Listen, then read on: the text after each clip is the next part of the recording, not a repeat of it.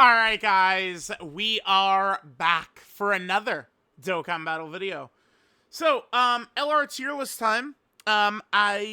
These days I do, well I say these days, but I'm doing it for quite some time.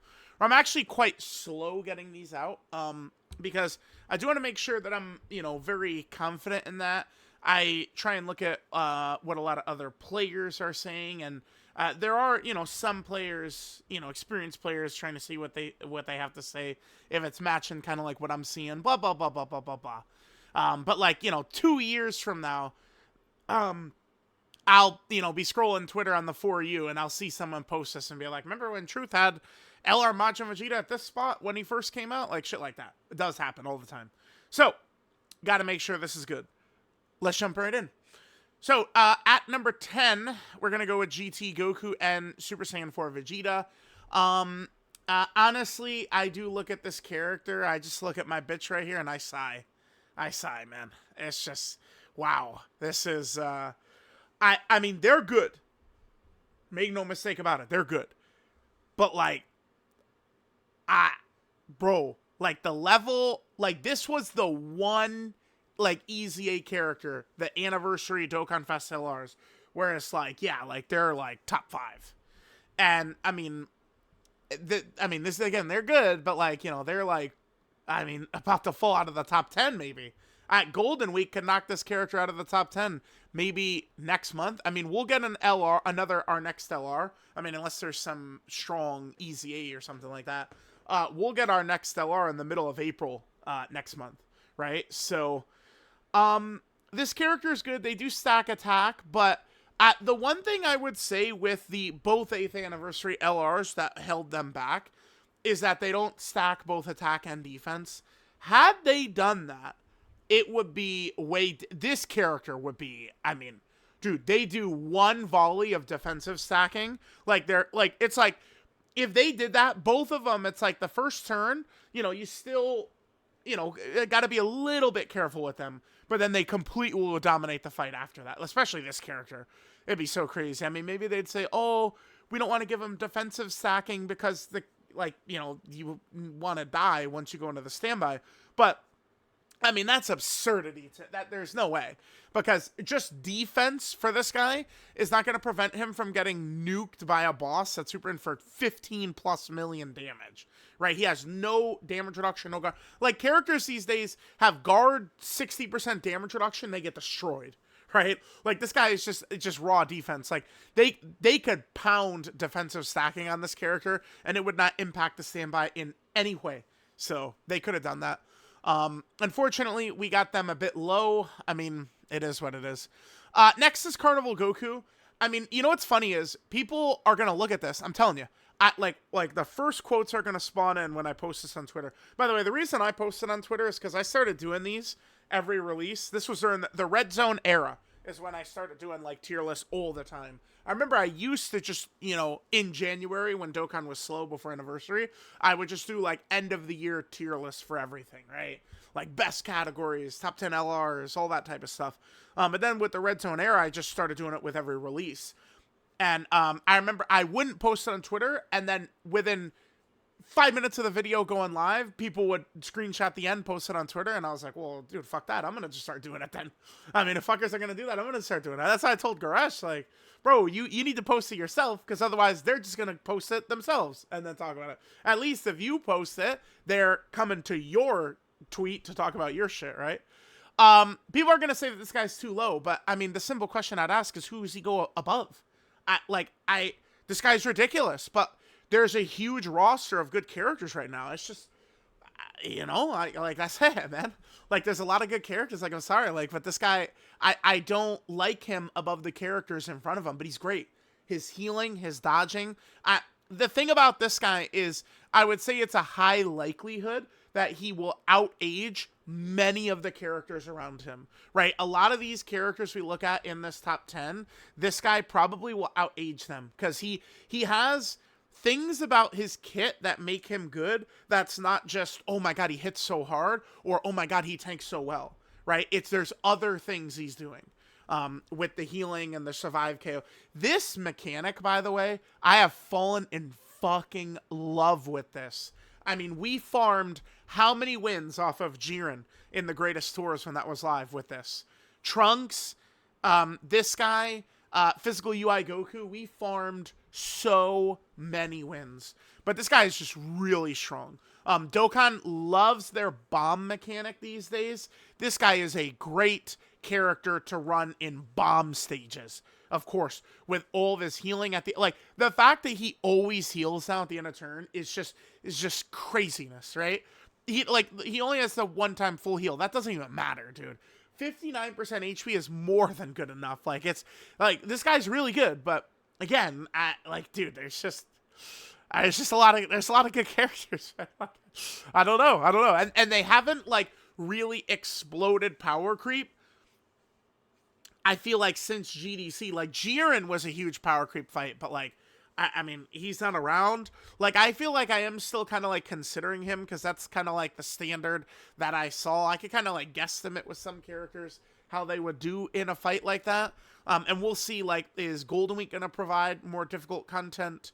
Is, well, I mean, I guess TDC would be next up after that.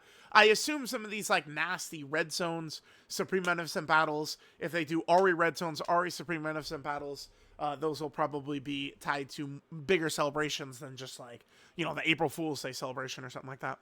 All right, so there's Carnival Goku. Next, I want to get the Int Super Saiyan 4s. I think that they're a very good character, right? I do love the setup that they've got going. A bunch of tag LRs do have this. Vegeta is kind of like a damage reduction guard LR, and then Super Saiyan 4 Goku. I mean, I would more so, he's kind of like a dodge one. That is a great combo to have, especially if they could switch turn 1 or near turn 1. These guys obviously could switch turn 1. That allows you to approach, like, you could bring this character into many different types of fights. Again, I use the Jiren fight as an example. It opens with the disgusting dodge canceling, so Goku doesn't really do very much. Like, he can't help, really, against the first phase of Jiren, unless you're going to Spirit Bomb him and kill him.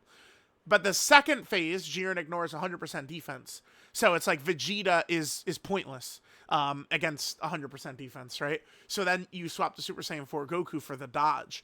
So I'll be interested to see how often they do this, where it's like a tag and one of them is like very heavy damage reduction and the other's dodge. I think it's a great combo to have based upon different situations. Gives you a lot of counterplay to what the boss could be doing. You're not just sitting there like a stiff letting the boss dictate everything. You can play how you want to, which I think is really good. The problem for this guy, just quite simply, he double orb chain, rainbow orb changes turn 1, which is goated. But then it should drop down. He should then always change physical rainbow key spheres to rainbow. Physical key spheres to rainbow key spheres. Always. That's the problem with this character. After turn 1, getting rainbow orbs is a real chore. There's not that many really sturdy rainbow orb changers right now. Obviously, Future Gohan and Trunks are probably the best rainbow orb changer in the game, probably. Pan is very good. I do like the free-to-play Goku, the 10th anniversary free-to-play unit that, you know, got the EX Super Attack for the 11th anniversary, but this character is just so hungry for orbs and just is kind of like so like fat and slow because of it. Like, I don't know how I want to word it, but they're very good, but I think that there's better LRs with kind of like stronger gimmicks than the Int Super Saiyan 4s have. As much as I really like using like Int Super Saiyan 4 Goku, again, the gimmicks certainly could be a bit better. So we got him there. Next, we can go ahead and grab Future Gohan and Trunks. I think Future Gohan and Trunks are right up there near the best Int characters. So we don't have to talk much about this character, right? It's very simple. Turn 1, guard plus 90% damage reduction. Turn 2, unconditional revive. Turn 3, 100% dodge is the setup that this character has. And on top of the 100% dodge, survive KO attacks within the turn. Again, I'm telling y'all, I love throwing this on dodge characters actually makes a world of difference. Because when we're talking about these characters with 70 or 80% dodge, eventually you're going to get hit. Like, you know, even me with dodge, like, eventually you do get hit. But if they could take one, I mean, now usually like these characters are so strong. Like these LRs are not usually going to get like solo by one normal or something like that, right? I mean, Jiren, yeah, but like not you like most bosses. But like the fact that they could give you one failure of a dodge and then just continue to dodge, like it's so strong. I've won so many runs off of that. And Carnival Goku, Future Trunks, and Physical UI Goku all have that, and it's fucking massive, dude. So huge. Yeah, this character is really good. Rainbow Orb changing, of course, is very good. The support, the revive. I would say this is probably one of the most talked about, underrated characters in the game right now. I don't think people really talk about them too much. I mean, maybe a lot of people probably didn't summon for them, but this character is really, really good. Next, we get Daim Goku. Damn, crazy that this guy's down at 6. I mean, he's good, but again, there's a lot of good LRs. Daim Goku is, I mean, he's our caveman unit right now. I mean, he just kind of like comes out, does a shit ton of damage, has really good tanking, does have some support, but there's not really too much to him.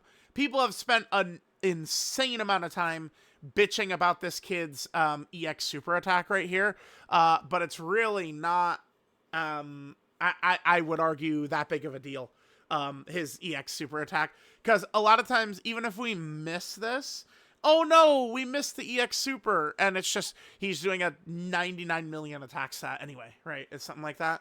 Where you really feel the effects of this is when he doesn't get the EX super the turn before you would want to use his active.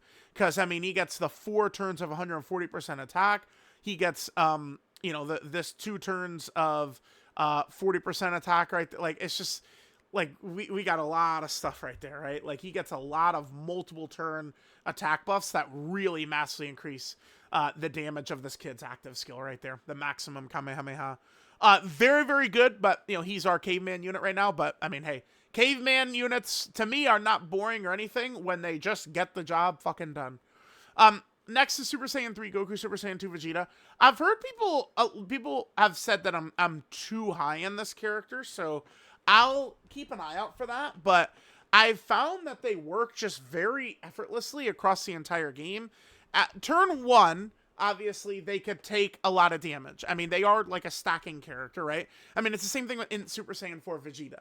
But like him taking damage turn 1, like a character that's very clearly designed to stack, and they take a little damage turn 1, that's not the end of the world, right? Like, it's like that's not what their purpose is, to be a turn 1 tank, right? Characters have roles.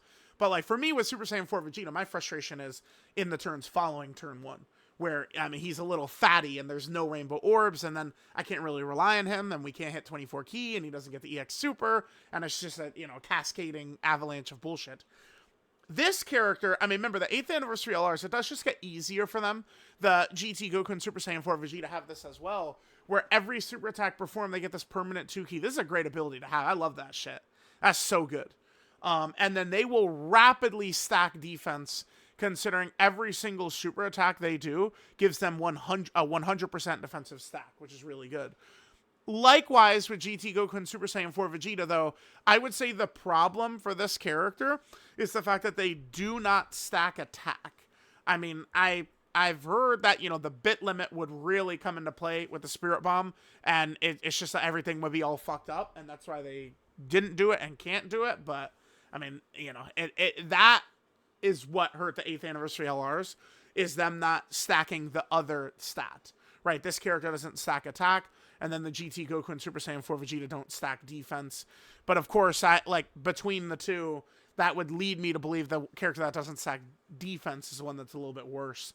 But even on turn 1 with this character, if things are bad opening rotation or something like that, we do have the ability to YOLO, with them having the 50% chance to dodge in slot 1. I haven't really found their 1-turn damage reduction to be the biggest deal in the world either. Both of the 8th anniversary LRs have that. And then, of course, the Spirit Bomb is just crazy. This character is ridiculously defensive. The Spirit Bomb, it's pretty easy for the Spirit Bomb to do ridiculous mommy damage. So, I mean, I just genuinely very high on this character. I'll keep an eye out, because, again, some people have said I'm too high on them. So I'll keep an eye out if I notice that to be true or not. Yeah. Next is Wow, I've got Goma at 4. Yeah. Goma, I mean, it's just the kid's got like the 99% damage reduction. He's got the dodge. He has the turn 2 giant form. And then don't forget about this. This is a huge factor in how good he can be as well. This defensive support is massive. So Goma is great. I don't think we need to talk about him too much. I mean, I think we all know exactly how good Goma is and his impact. We could probably even get him higher, but I've got like Goma's in the highest tier of character. Next is the blues. I like the blues, but I would almost say I feel like now I'm a little like they're down a notch for me. And my reason for saying this is because there's more villains coming into play and less future saga characters being kind of like at the top of the meta, I would say, right? Like, I mean, of course we have, Future Gohan and Trunks. We could just run the blues team and it would be very safe. But remember, the blues don't have good compatibility with villain characters. Their restrictions, I've seen people talk about they're heavily restricted and stuff like that. But it's not really anything that's bad because it's just like super class characters, which everyone runs. But, I mean, now we are starting to get a lot more, like, good villains. And we now have a new character who is, I mean, sort of like an upgrade to this character. So it's just, I think that they're going to drop down a little bit now. They could synergize fine with Rose, because Rose, of course, is a Future Saga ally, right? So it's like when there's another Future Saga ally in the turn, boom, they would be good, right? Like Future Saga villains are okay for this character. But, with the more villains in the meta, we'll see how that'll impact them. But, like, typically I would have run them on, like, the Majin Vegeta and Angel Super Saiyan 2 Goku team like crazy. But, I mean, that character's a villain. So they have negative synergy with the blues right there. So I would say that this character, as good as they are, still kind of holds true in about the same spot. They still do have an answer for every question, right? They have an answer for every question is the thing that the blues do have right there. Remember, Blue Vegeta can do a lot of damage, and don't forget how broken that active is. This ability is just giving them guard for the 4 turns is just so broken. Like that, like you add guard to Blue Goku with his ridiculous dodge, ridiculous damage reduction, and then massive defense when he gets hit. Really crazy character. For a lot of this character's life cycle, people have pretended like this character's dodge or die, but they're able to live even most boss super attacks. This character, like Goku tanked Jiren into Jiren, 100% defensive ignore, right? Like it's this Goku's still very good, but I mean, the thing that will hurt him is villains being at the top of the meta. Now, number 2, okay. I do actually have UI Goku Evolution Blue Vegeta at number 2. And I do actually have Majin Vegeta and Angel Goku at number 1. Now, UI Goku and Evolution Blue Vegeta are a great character. I think that the ability they have, which really, had them at 1 for me. And, I mean, I do think you could, if you put them at 1, I mean, that's very valid. Like, I'm not really questioning that too much. 2 turns of 100% invulnerability, essentially, with Goku having guaranteed dodge the first time he gets a Key Sphere, and Evolution Blue Vegeta essentially having 100% damage reduction the first time he gets Key Spheres. It's crazy. It's absolute craziness. But, I mean, after their first turn of invulnerability, it's like they, like UI Goku oftentimes we're probably going to run him in slot 1 because of his high dodge. And, bosses are just like that scary. But like Evolution Blue Vegeta is just like a solid kind of like slot 2 or 3 character. I have had Evolution Blue Vegeta get punished badly, but I think I'm probably mostly just thinking about Jiren. Because it's like, if we look at Evolution Blue Vegeta, he gets a lot of defense as he attacks. And as he attacks with 24 ki. So he does need to be stock full of maximum ki in order for him to be at his best defensive self. So like I could have, like if I will poke a hole in it, it's that Vegeta and Goku, I mean, they can get cracked after that first turn. Goku does put up a great fight though, 80% dodge before he attacks. 70% dodge after he attacks, although if he gets the EX, it's 100% dodge after he attacks. And he does have the survive KO attacks as well. So, like, UI Goku is really, really crazy. But this character, I have been, like, I've just been blown away at how strong. Again, it's just like the blue, like they're a similar character to the blues in that they have answers for all these questions. Their restrictions can be a bit heavy. That's no doubt about that, right? So if we have 5 villains on the team, then Majin Vegeta doesn't need to worry about key spheres. And in this instance, like, you literally just get 1 orb and he's at 24 key. Like, it's so crazy because he gets the 5 key right there, the 3 key right there, and the 3 key right there. And it's just he gets 1 orb and he's at 24 key. It's a very common thing. And then Goku, right, for him, it's 4 superclass allies and he gets his maximum ability. But Goku has so much dodge, so much crit, the powerful support. Remember, you could go into Goku turn 1. And also, like, we could run a setup. A setup that could be very good is when we have, like, 3 villains and 4 superclass characters on the team. I found it to work super good. So then Goku is filled with all these superclass characters which people want to run. But it gives him access to his active turn 1. The thing about that, this full field of orb changing on command is very valuable. Like, with 2 huge sets of orbs just thrown down on the field. There's many characters that could really help for. Sometimes, you know, bad orb RNG, right? I don't think that there's really that many, like orb changers who are, like, in, like, the top 10, right? Like, it's just, like, what, Super Saiyan 4 Vegeta turn 1, and then, like, you know, Future Gohan and Trunks. So it's like an orb changing ability like this that does huge damage is so valuable. They have so much dodge. Angel Goku is able to tank very good as well when he does fail dodges too. He's got a lot of damage reduction. Again, Majin Vegeta has impressed me. His upper defensive limits are very high, and I think this guy is actually a much better tank than people think. This guy is really, really impressive. I've found really able to tank craziness. He does have his EX Super as well, which, I mean, is very important if we're using Majin Vegeta. And his chance, it's even lower than what, like, Daim Super Saiyan 4 Goku has, right? But I just think that this character, it's a very similar thing where they have, like, pretty much an answer to everything right now. The one thing would be, I guess if there was, like, a really nasty dodge canceling fight that was just, like, ridiculous. Like, the blues could use the Vegito Blue active skill to ignore dodge canceling. This character does not have that. But right now, that's not really too much of a factor, right? Like, seeing this character in action against Tamagami 1, who is kind of, like, low-key, like, sort of, like, the hardest boss in the game right now. But, like, no one fights him because he's actually the most toxic boss in history by far.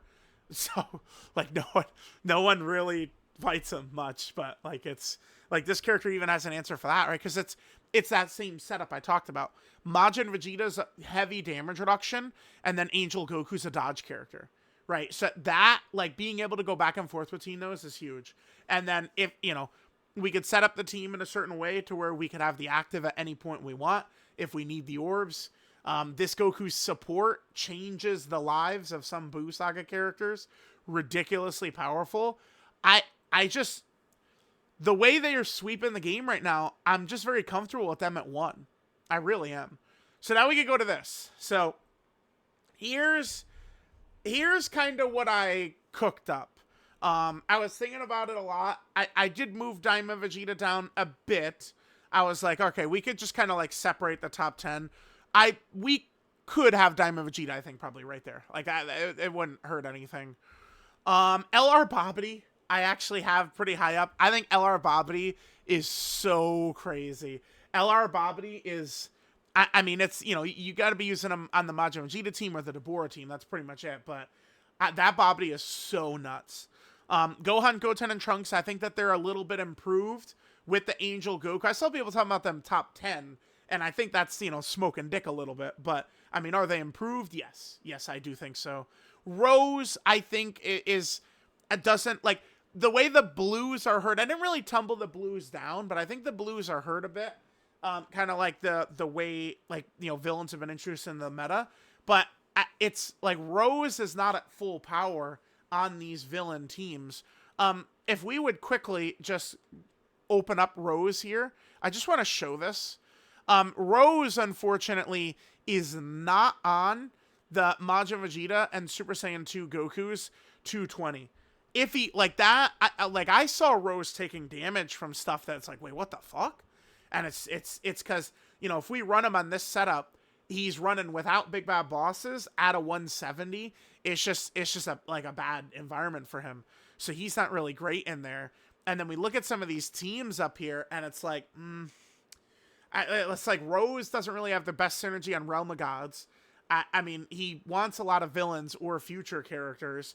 It's like his best teams really would probably be like Baby or Omega. I mean, the Blues, yeah, we like the Blues team, sure, but it's like I do feel like now I think Omega has been hurt a little bit by the way releases have gone, the way some of these fights look like they're going to be structured.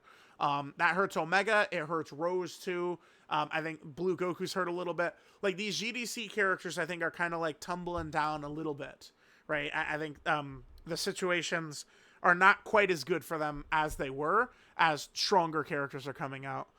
We have the 7th anniversary LR still in there. Kid Gohan, I might be too down on, but remember, Kid Gohan does need to get targeted by attacks in order for him to even get his dodge unlocked. So it can be frustrating. And then Orange Piccolo, the Orange Piccolo transformation is still as broken as ever, but same problem with Gohan. He has to get targeted to get defense, which is just a shit mechanic. So, all right, guys, I think I'll probably end like this. I do like this one. The only thing, I mean, again, I think what are people going to cry about? It's Carnival Goku, but Carnival Goku is not going above Daima Goku. He's not going above Future Gohan and Trunks. He's not going above in Super Saiyan 4s. Carnival Goku is not going above the characters in front of him. Like, deal with it. Like, he's good. Eventually, right? Like as, you know, when we're, you know, 2 metas in the future and some of these characters start to just get, like, aged out, like Daima Goku's aged out and stuff like that, Carnival Goku will be better than him then, because Carnival Goku has the great toolkit, not based around how hard he hits, how well he tanks, but he's got the other special stuff. So, yeah, I bet you the thing, a lot of people probably say they like UI Goku at number 1. I'm not opposed to that. I think, you know, Majin Vegeta at 2. You could probably slide up Goma a little bit. Should I drop down Super Saiyan 3 Goku, Super Saiyan 2 Vegeta? Maybe I should. I don't know. Dude, I think they're very good. I don't know. I kind of, I like them right where they are. I think it's fine. We'll continue with that right there. Got the Blues. We could put Goma in front of the Blues. That's one thing we could do. But yeah, I think we will definitely go with this. And I think the thing most kids will cry about is Carnival Goku. But like, I mean, bro, sorry, there's really good characters. Like we're not going in front of the characters in front of him. A little bit of movement from last time. I did drop Daima Vegeta down. I dropped Rose down. Little bit of differences. Oh, I guess I could. I mean, should I pull up UI and Super... Yeah, let me pull up UI and Super Saiyan 4 Goku. We should get them represented on here. Hold on. Yeah, there we go. Yeah. I definitely should have those 2 in here. Remember, UI Goku doesn't have his time-limited buffs anymore, but the reason we would run him is the same with or without the time-limited buffs, right? Which is the 100% dodge turn 1, and then the pretty easy-to-have revive. And then AGL Super Saiyan 4 Goku can be very effective, but, I mean, he is a little fishy once you transform into Super Saiyan 4 Goku. He has some fish-like tendencies, and on top of that, I mean, obviously, if Super Saiyan 3 Goku, he can die pretty easily, but him having dodge into an easy transformation, like, you know, Team Protector Rage mode, is allowing him to age pretty gracefully, really, considering we're well over a year since this guy's come out. So, all right, guys, I think we will end with this. This is what we're going in terms of our tier list. Here, let's just lower the zoom down and get the nice, clean shot of the top 10. Yeah, I feel very good about this one. Let me know what you angels think, and I'll catch you guys next time.